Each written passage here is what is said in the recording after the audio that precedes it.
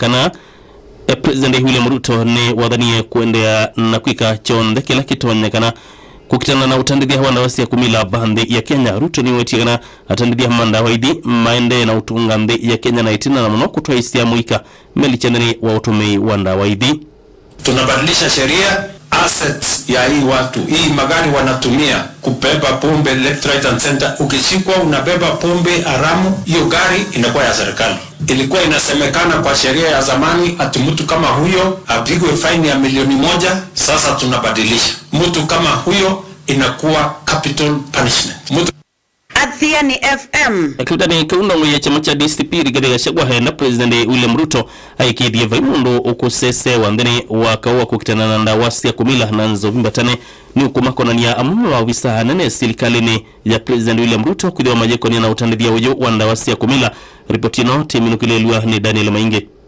Haini ya kilioni mbunge changi Thunguri kauntini ya Kiambu Gachagua ni wamewata serikali ya Kenya Kwanza kunduele kelelete muno maundu ma kisomo undula waweta utungite tina maundu ma kisomo. Unajua nasikia akisema ati mtu angaliwe track record yake. Mwai Kibaki alichaguliwa tu akatutengenezea free primary education. Uhuru Kenyatta akakuja 2013 day secondary school ikakuwa ni free. In 3 years, Ruto wameharibu hiyo yote. Tunaongea leo, pesa ya capitation ya last year, mashule haikupata. Mashule yote iko na madeni. Maprincipal wamesima simu kwa sababu ya kusubuliwa na suppliers. Tunaenda hii January, hakuna pesa ya capitation. Minister anasema iko, Kasongo anasema iko. Kama hajapeana ya last year, ni mwaka huu atapeana. Tena hii ni serikali confused. Ile watoto wamemaliza grade 9. Vijana amepita.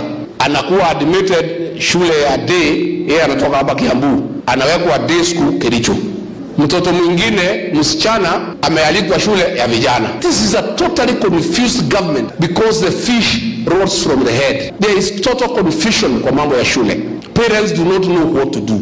Alafu Kasongo anasema ati anataka kutupeleka Singapore. Gachagua tauni waweta kuyanilwa kwa wadho wa President William Ruto wako kitana na ndawasi ya kumila na nzovingu na mungu na muvaka wambiye kuna kuima ofisa serikali yake. Kila mtu hapa anajua nikiwa ofisi kama deputy president nilipigana na pombe nikamaliza, kweli ama uongo? Huyu Kasongo akashikana na soprano na PS anaitwa Raymond wakasabotage that program. And that program was very simple. Ilikuwa ni kuhakikisha ile masaa ya kunywa pombe from 5 to 11 tukaweka. Number 2, tukafunga factory zote zilikuwa zinatengeneza pombe ya kuua watu. Na ndio tukamaliza ulevi. 70% we were successful. Akakuja akasabaradisha that program. Nimeona jana ukisema ati watu ya cocaine watafungwa maisha. Sijui wale ambaye wanabeba pombe watafanywa.